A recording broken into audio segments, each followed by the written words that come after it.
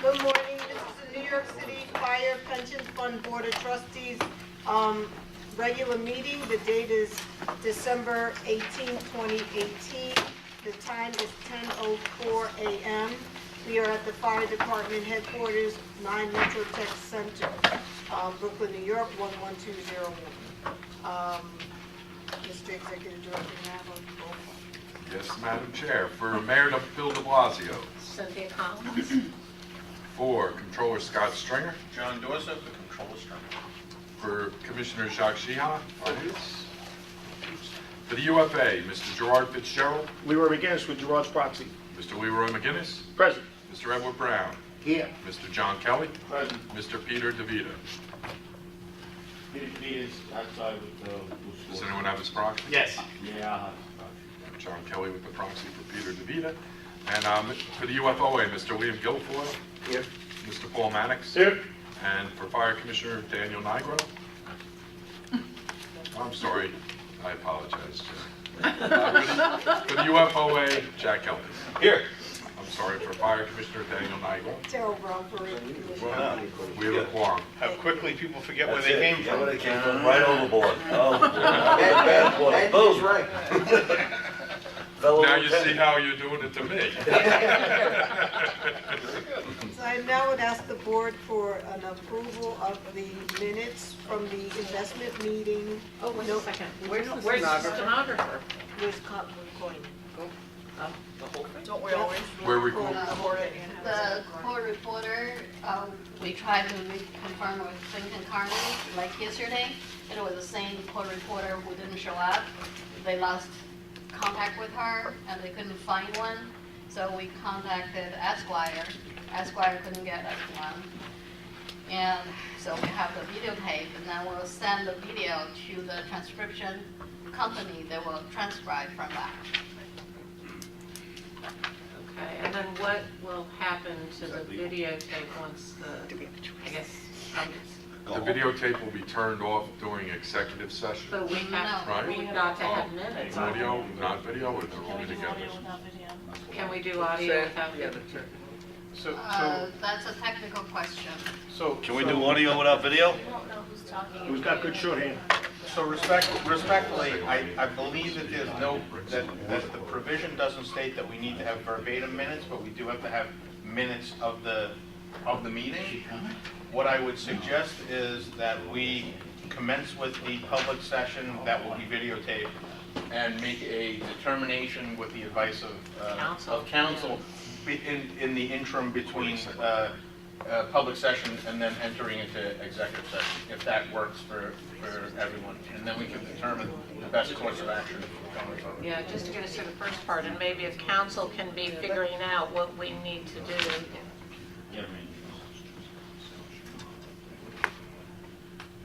Based on my experience, it is acceptable to record it audio. I don't know about the video, but I had one experience where it was audio. But how would and they then- know who's speaking? Well, the person can say their name or whatever. Okay, every time you speak your name? But anyway, and then a transcript is made later. That- I had one experience like that, and it was fine. But we can come up along and look into it and get back to Right, us. and I guess my concern would be the Go wrong. videotape. Or they can just videotape it. Just keep it. None of us ever talk over one another, so Never, we never. Yeah, I recognize the sound. I recognize that this is a topic that we should discuss, but I do think that we have, but I think we have the camera webcasting this or videoing this. I think we should proceed with public session and make a determination on the appropriate steps. Thank you. I'd like, the board is asked to approve the minutes from the investment meeting November 19, 2018, executive session, part 2 of 2. Leroy McGinnis with a motion to approve. Second. Paul Mannix. Any discussion on the motion? Hearing none, the motion carries. The board needs to ratify that it approved the regular meeting minutes of November 20th, 2018 through email with amendments on November 26, 2018.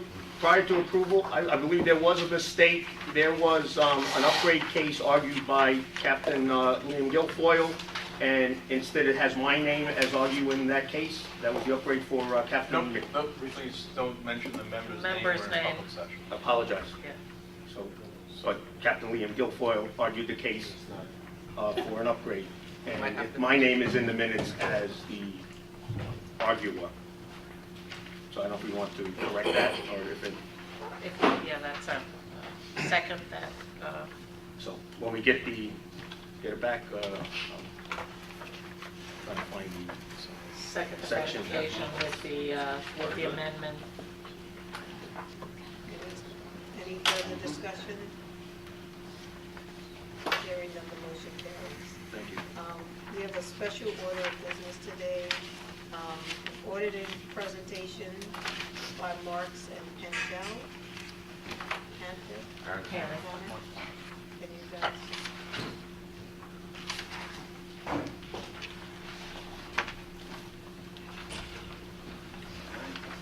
Chair.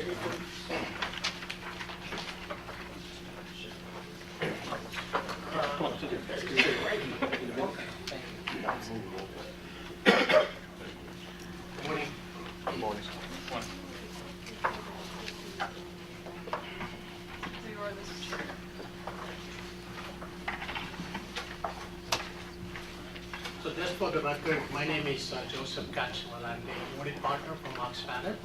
Hussain Bowen is the senior manager who supervises the field work, and Richard Nathan is the technology partner, the technology Can you side. speak a little louder, because I'm not. Oh, sure. Yeah. So we have materials which was provided. Our name and Marks Panel information is in tab 1.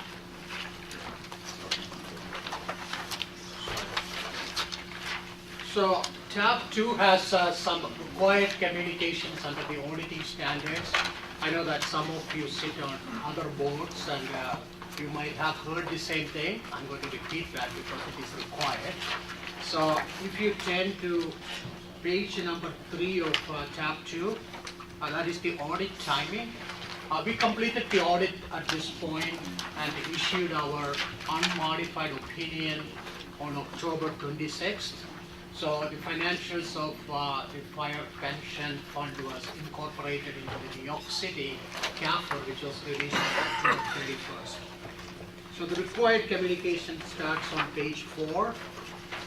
So auditor's responsibility. So our responsibility is to complete an audit under the US generally accepted auditing standards, which we completed. So we issued an unmodified opinion. The second part deals with the management's responsibility, which is all listed there. So management has to provide us all the information. They have to sign a management representation letter, which is included towards the end of this tab. So we do a lot of procedures to make sure that the internal controls are in order, there are no fraud issues and things like that. So we don't have many things to report under that to you. We did all that required under the auditing standards. Accounting policies, it is US GAAP. There are no changes in that this year. And if you go to page number 5, significant management judgments and accounting estimates. There are several estimates. I think the most significant ones are the actuaries' assumptions to calculate the projected benefit obligation and also the contributions, which is all listed here, the discount rate, the projected salary increase and all that. We have an actuary in our team who looked at this and concluded that these assumptions are reasonable. Then also the fund invest in alternative investment like private equity and all that. So there are several estimates involved in the calculation of the fair value of that investments. So we looked at that and concluded that those estimates are reasonable. There were no audit adjustments, no audit difficulties. Then towards the bottom, we are independent to perform this audit. And on the internal control, we concluded that there are no material weakness or significant deficiency in the internal control. But we have some observations mainly on the technology side. We will go through that a little while.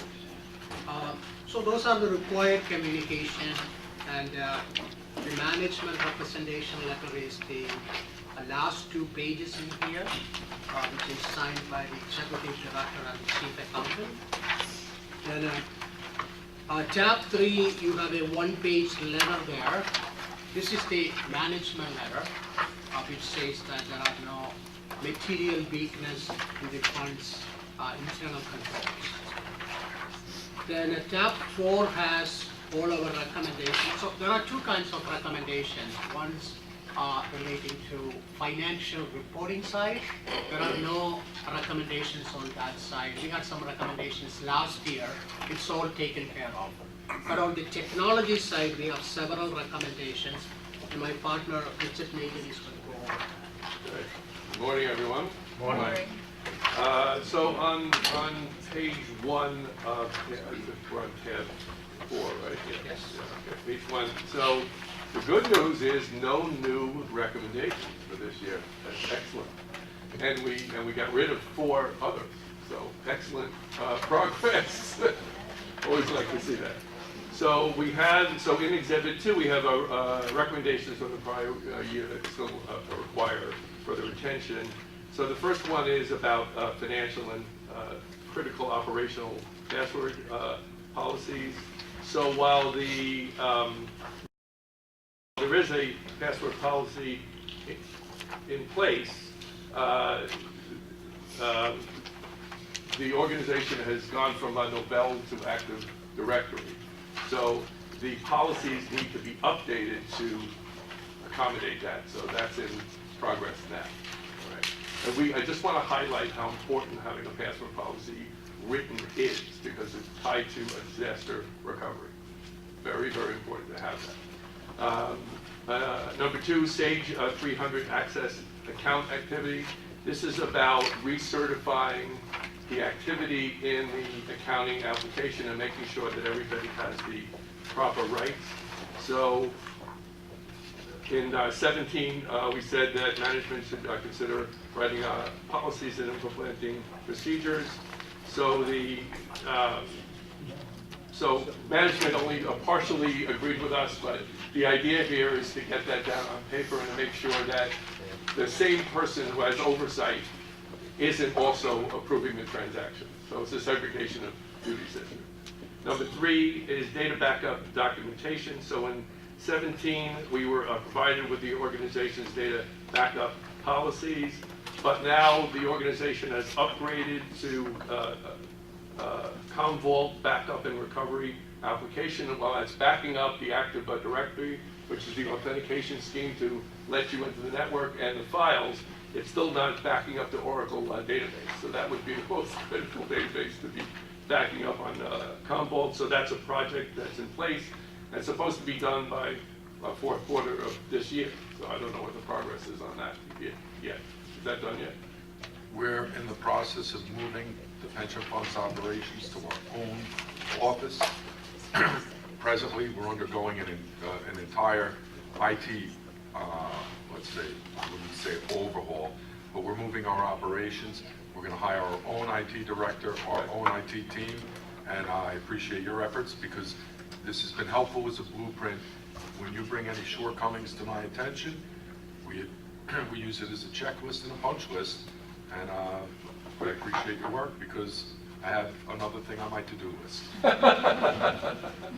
right, I've created some work for you to do. That's okay. So number 4, the pension management system.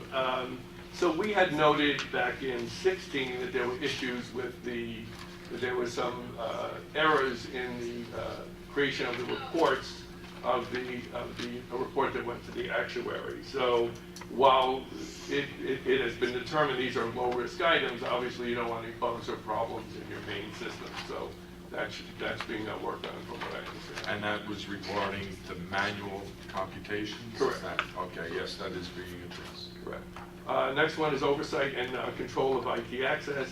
This is so fire and the IT staff has had full access in 16 to the ACPAC accounting application. This again goes to segregation of duties and oversight. So there's been no change in that, in the status of the observation, but as you said, they're going to be hiring an IT admin and technology staff, and it'll be addressed then. That's a critical piece. You don't want people accessing systems where there's no oversight. So that's it. And we've upgraded our software in the accounting.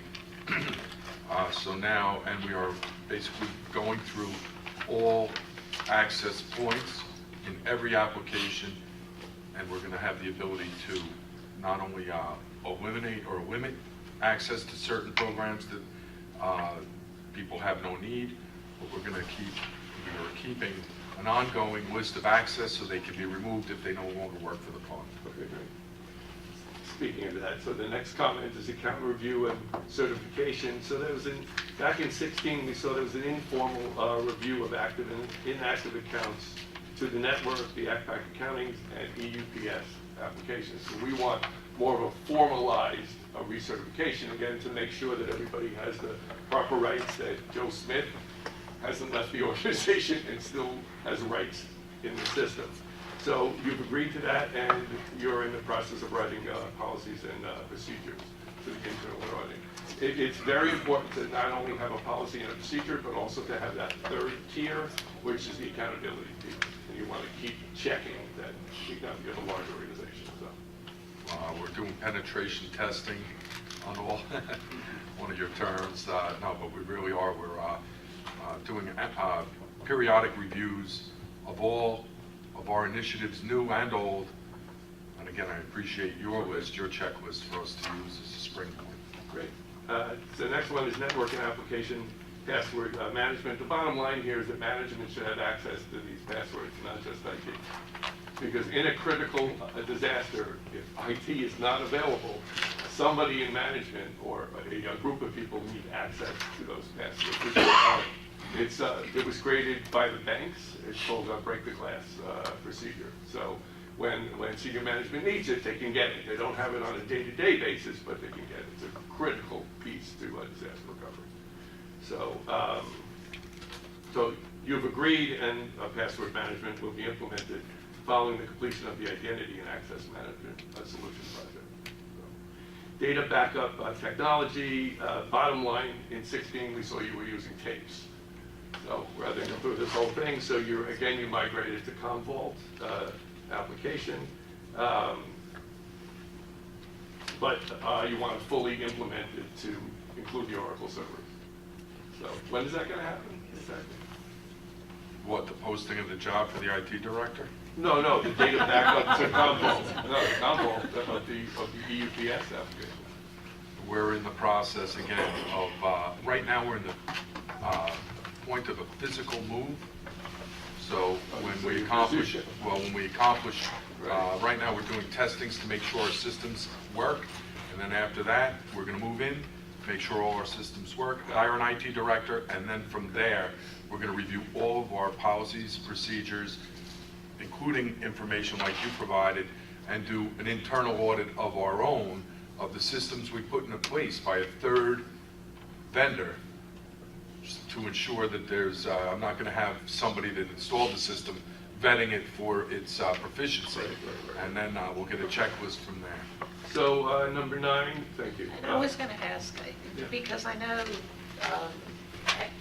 were the pension funds IT functions segregated from the fire departments, or are they still integrated right now? They're still integrated, and we'll have access on the IT front through the department on different software that we are required to access to perform our function. Right. So we'll forever be, as best I can tell, have an ongoing relationship with the department, because the information that we need to provide our function, we obtain from the department. So some of these questions may be things that are outside of your control. The auditor thinks not. Either way, they're really important. No, I understand, but I'm just... Right. I would start with backup, to be honest. So I think backup is critical. So data restore testing. So in 16, we noted that you had not had a regular process of data restore testing. This is linked to having a New Jersey test site. This is mission critical to making sure that the systems are running and they're not corrupted. You're not backing up corrupted data. Mission critical. So, but I like your plan. So, hope you can do it soon. So, Me too, and so does the commission. okay. Business continuity and disaster planning. So in 16, you hadn't had the fail oversight yet. So you had a plan, but there was really no change in the comment. But again, this has this all linked to the disaster sites and so that business impact analysis is mission critical in terms of what resources are needed, when, what time of the year, so that senior management can understand them if you're not available. Very, very important to have that. That's a critical part of the business of the disaster recovery plan. So is backup. Backup, passwords. Do we have that plan? Like an off-site, if there's like another Hurricane Sandy where the staff can go? Yeah, we have a co-op or coup plan that's been formulated. And again, all of the actual minutiae or details of how we're going to perform these are going to be, they're going to have to change given our physical location and where the location of our data is stored and such. So everything is a work in progress. I mean, the city does provide locations for agencies that are unable to use their regular business location. You mean underdo it? Underdo it. There is a center that the city has used during Hurricane Sandy, and I think a handful of other times, and actively test that. I'm sure that accommodations would be made for this fund in the event that an issue popped up. And I just want to echo the sentiments that I think Cindy was getting to, that a lot of the especially on the technology side, the fund is so bound to the department because, as you note in your documents, when you talk about the legislative history of the fund, only as early as 2016 did the entity actually spin out of the fire department. And as you can see, as we're meeting in the fire headquarters, it's still spinning. So in the sense of, it is not it's in its infancy rather than, middle-aged, if you will, as some of the other funds are. So when I hear the comments about the technology, I recognize that those are issues that will likely resolve themselves once the system physically is no longer housed in the fire department and has the ability to hire their own IT director and not have to share resources with the department, who's been great through this from what I can see. So that's not a commentary on the fire department, but putting out fires and paying pensions is somewhat different animal. So I just want to make that distinction as we go through this. And as you alluded to, some of us do sit on multiple boards and have heard different versions of this. So I just want to remind folks that this is in a different stage than some of the other funds of the city, and a lot of the issues that have been identified I think are very important, but I do think that they come from a place of this entity being housed in the physically and in a lot of other ways tied to the FDNY. Okay. So understood. yeah, just for what it's worth. No, thank you. Okay. So the last item is just about data entries being done manually into EUPS, and we're just encouraging there to be some more automation there. We understand some of the automation is outside your control, and we've heard that from other of the pensions as well, but we're just encouraging more automation because that cuts down on errors. So that's it for me. Thank you. Yeah, and the last thing we want to point out is tab 5 here, that is the fund's financial statements. So the auditor's opinion is on page 2 and 3, which is signed, financial reports and unmodified opinion. So that's all we have. If you have any questions, I'll be glad to answer. No, but I do appreciate your work because, like I said, your checklist that you create for me helps me remedy any problems that you identify. So it's a very worthwhile exercise, and I appreciate your efforts. Okay, thank you everyone. Thank you. Thank you.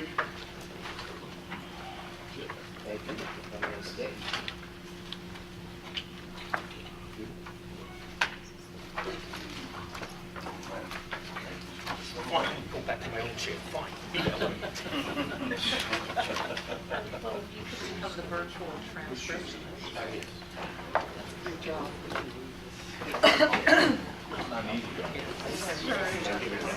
was like, yesterday, I was like, and that's weird, yeah, that's pretty slow. She's like, no. I would.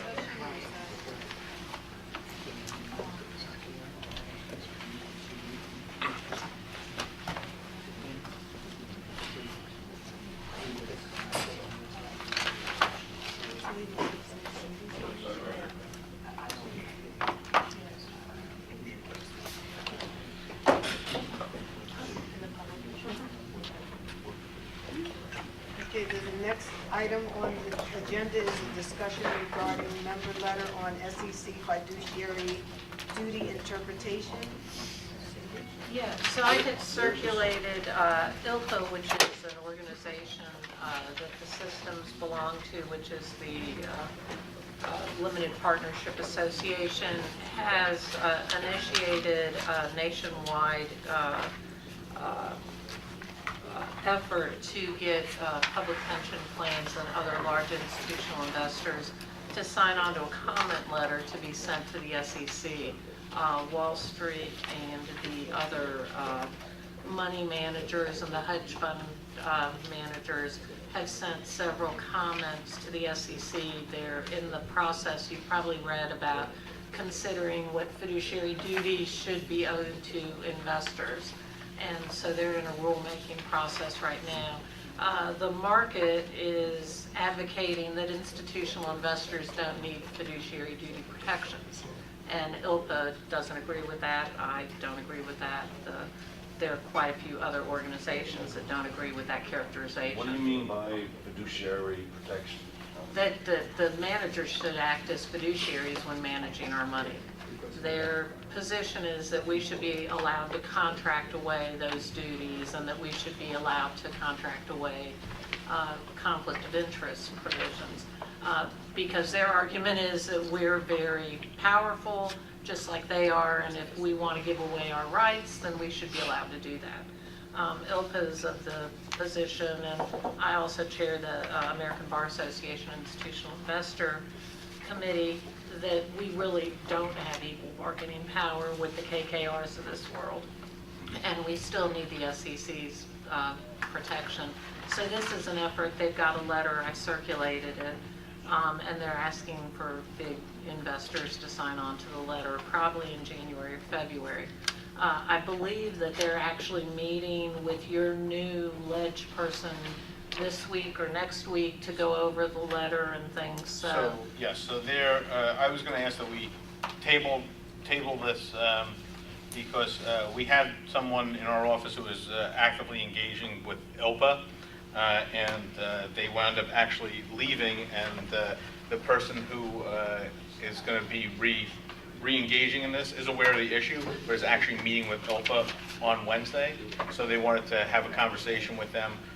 By way of history, we've been very involved with ILPA as an entity for a very long time, and have been able to use our relationship with them in a positive way in order to hand some of the reporting that's done by managers. So overall, we're very favorable of ILPA, but since BAM interacts quite frequently with ILPA and would ultimately see a lot of the reporting, I think it would be helpful to have that person from BAM actually have a conversation with ILPA to see if this is the right approach, or if there's a bigger approach that they're trying to get to, and if there's other avenues that we could pursue. And it may include this, and it may include something bigger. I don't really think I'm in a position to comment until they actually talk and have a conversation. And what the reason we brought it up is they're hoping to get the letter to the SEC in January. So after they have the meeting with the new person at BAM, we may circulate a request for approval to have the board sign on, the pension fund sign on.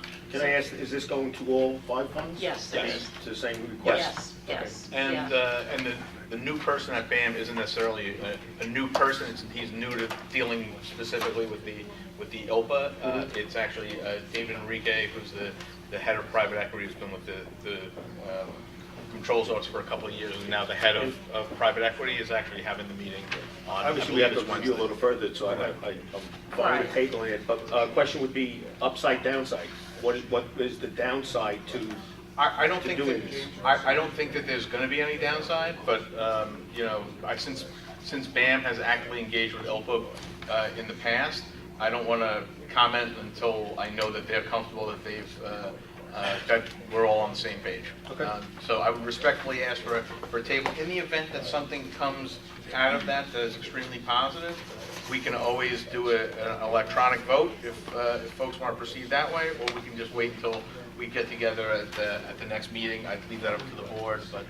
Yeah, and just so y'all know, we did reach out after Chris, who, after ILPA reached out to me because they had not received any responses from BAM, and because I know the folks at ILPA as well. We did reach out to BAM and, circulated the draft of the letter and asked for them to weigh in on this. So we certainly wanted to do this in conjunction with BAM, so we welcome their review and discussions with I would like Chris. a little more understanding of the protections that they were talking about. Like, are we talking about we're giving up our right to say what happens to our investments? Are we open to be sued? I mean, I don't understand what our trustees' responsibility and how this affects it. A lot of the GPs would, if they had their druthers, they would like the contracts to read that the general partners have no fiduciary obligations to the limited partners, and they can make investments in their own interest and at their discretion.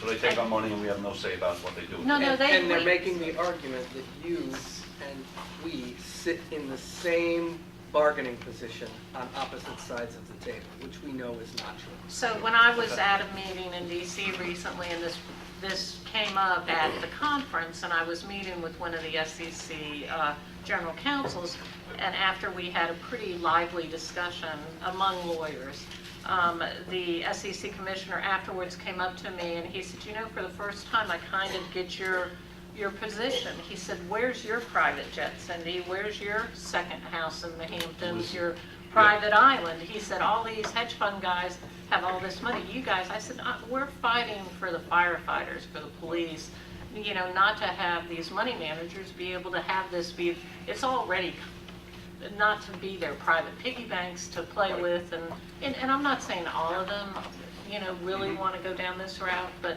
there's been a tremendous, and John can probably even speak to the pressure to negotiate away conflicts. But there are certain things that, with all due respect, there are certain things that we've demanded in contracts that the city has demanded, and there's been instances where we've inserted language that money managers, custodians, other people that do business with us may not like, but they're in the best interest of the fund, and we've insisted that those go in. I don't know if this is the right forum to go down the road of contracting in the city, but we do go out of our way to make sure that when contracts are executed on behalf of the funds, that the best interest of the funds is going to be maintained.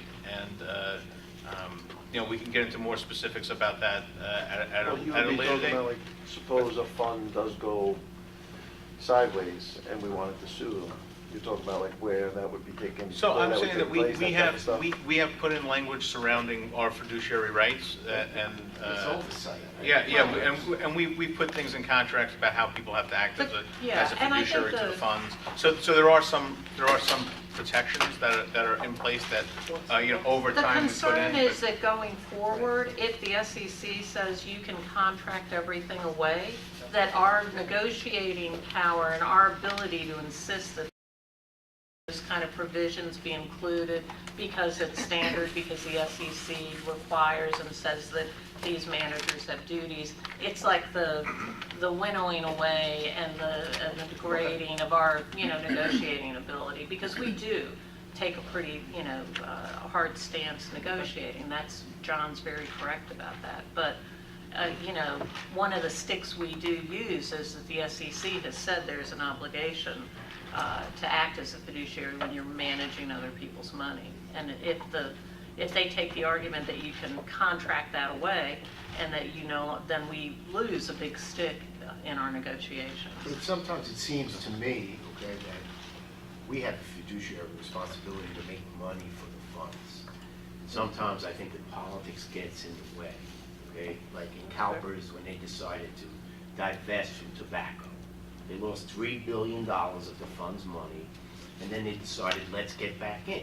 So that's not politics. So if we have people over us telling us, well, you know, the 5 funds, let's get out of tobacco because it's a political hotspot right now, and then we lose $3 billion, and our members read that in the paper, we look pretty foolish. And that's politics. That's politics. And believe me, I've never smoked in my life. I don't think it's a good thing to do, but I'm just using that as an example. No, I understand. And this is beyond, this is a different discussion than the divestment, but I understand. It's a different discussion. It's but fiduciary duty, I agree. It's a similar discussion when it comes to if somebody's doing something you don't like and you oversight. I don't know what that's a broad spectrum. So it's a similar. Okay. So why don't we do this? If everybody's okay with this, we'll table the matter. I'm going to ask my folks that have the meeting to maybe just write something up about what their findings of the meeting were. I know they need oversight. I agree with you. That to the board, because I don't think, by no means am I an expert in this, that I should be the one talking about, you know, BAN's relationship with ILPA other than on a high level. So I'd rather hear from I those just don't folks. think it's a good idea to do a vote over the email. We have to sit down and talk. No, that's fine, we can sit down and talk about it. I think that's not, I'm not saying we can do one versus the other. I am just saying, though, if there was a feeling of expediting it, I'm happy to provide stuff and do that. But we can always do it in January. I don't think that there's any And I can issue with speak that. to Chris, and I think he would probably, you know, it may be okay. I was just concerned he was trying to get a January letter out, and I know our meeting is at the end of the month, so. But if, you know, necessary, I'm sure we can speak to him. He may be able to delay it to February to give us a chance to have a more fulsome discussion. It's the end of December now, and we're saying we need to get a January letter out. That doesn't sound good. Sounds like hurry up and, you know. No, so I don't think that we'd be crafted. I think there's a letter that's already And I've already crafted. circulated the I letter. understand that. Whether or not I we'd like to understand sign that, but on. like I said, and I'll repeat myself. Circulating a letter does not mean we have to sit down and discuss this, because obviously some of my colleagues and myself would like to know more about this stuff. They reference a letter, November 21st, 2018. Can we get a copy of that? I'll circulate that. It's a much more legalistic, it's a longer letter, so I'll circulate that. Get somebody to read it to you. And then if you would like, I can also circulate the letter that kind of prompted this, which was the letter from the ABA Hedge Fund Committee, where they put forth what they thought, why institutional investors did not need the protections. I'll be happy to share that as well with you.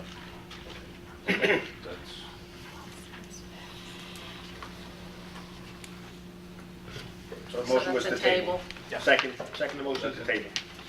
Thank you, Leroy. The board is requested to approve maximum pension allowance payment to retired members without an option selected. An option selection. There are 3 cases listed on page 4. Wait, we, Oh, I see. skip the, Skip that. skip Sherry's, Sherry. she's gotta give us a presentation. Come on, she's got Oh, all you this- want a she's presentation? got all At least we have to. Okay, the board is requested to note the receipt of the actuary's New York City Fire Pension Fund Comprehensive Annual Financial Report for fiscal year ending June 30th, 2018. The report was distributed on December 3rd, 2018. Sherry, do you want to comment? I'll just make a few comments that this is the CAPR, short for the Comprehensive Annual Financial Report. It's an annual report that you guys might have read. It has investments section in there, financial section, actuarial section, as well as statistical. So for the actuarial section, it just includes data such as a summary of the active membership as well as the retirees. Payroll, head counts, and pension payroll as well. And it includes the actual assumptions and methods. If you guys have any questions, I'd be happy to answer it. We appreciate your efforts. Thank you.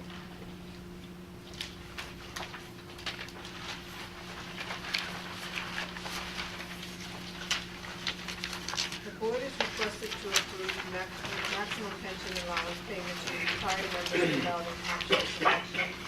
There are 3 places listed on page 4. So moved. Second. Any discussion on the motion? Hearing none, the motion carries. The board is requested to approve refund of annuity savings account excess to improve benefit plan members. There are 71 cases listed on pages 5 through 15. Motion to accept. Second. Full minute. Leroy McGinnis.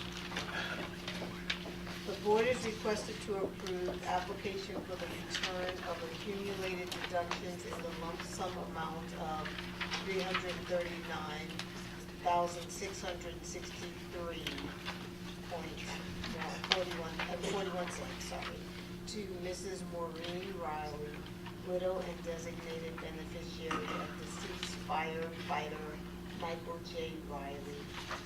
It's listed on pages 16 through 19. Motion to accept. Second.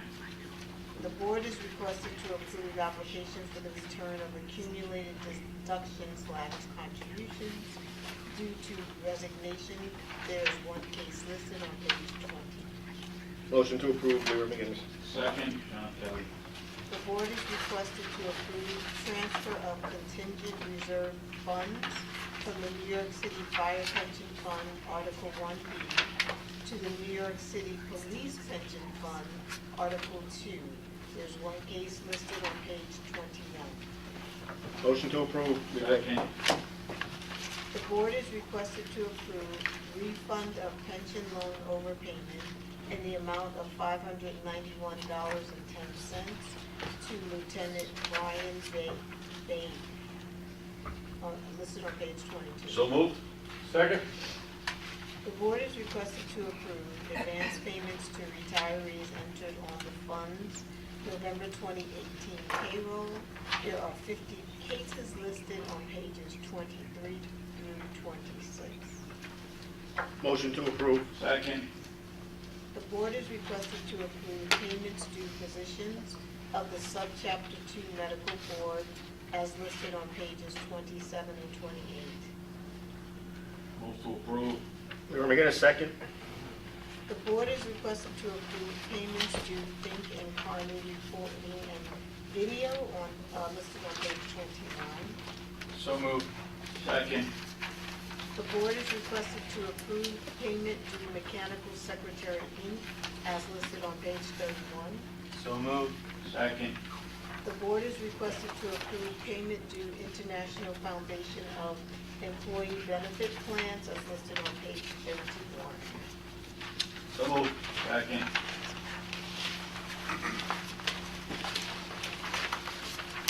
And I'd like a motion to move into the New York City Fire Life Insurance Fund. Second. What's so moved? Second. Leroy McGinnis, second. You're ahead of your time. I'm trying here. Third. Second, we have a full minute.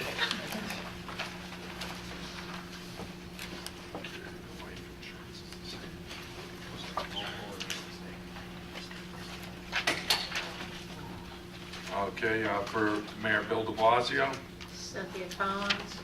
Controller Scott Stringer, John Delissa for control strength. Commissioner Jacques Sheehan, UFA, Mr. Gerard Fitzgerald, Leroy McGinnis for Gerard Fitzgerald. Mr. Leroy McGinnis, Present. Mr. Edward Brown, John Kelly, the whole Bishop Brown's proxy for the returns. Mr. John Kelly, Present. and Mr. Peter DeVita. Here. For the UFOA, Mr. Jack Kelty. I'm here, Not forgotten. Mr. Liam Guilfoyle, Here. Mr. Paul Mannix, Here. and for Commissioner Dan Nigro, we have a quorum. The board is requested to approve each application for $8,500 of life insurance benefits from beneficiaries of deceased active members. There are 2 cases listed on pages 32 and 33. Second. The board is requested to approve each application for $7,500 of life insurance benefits from beneficiaries of deceased retired members. There are 17 cases that are listed on pages 34 to 35. Motion to approve, Leroy. Second. The board is requested to approve each application for $6,000 of life insurance benefits from beneficiaries of deceased retired members. There are 2 cases listed on pages 36 and 37. Move to approve. Second. And I'd like to ask the board for a motion to move out of public session into the executive session for the fire budget. So moved. Second, John Dawson. What are you talking about?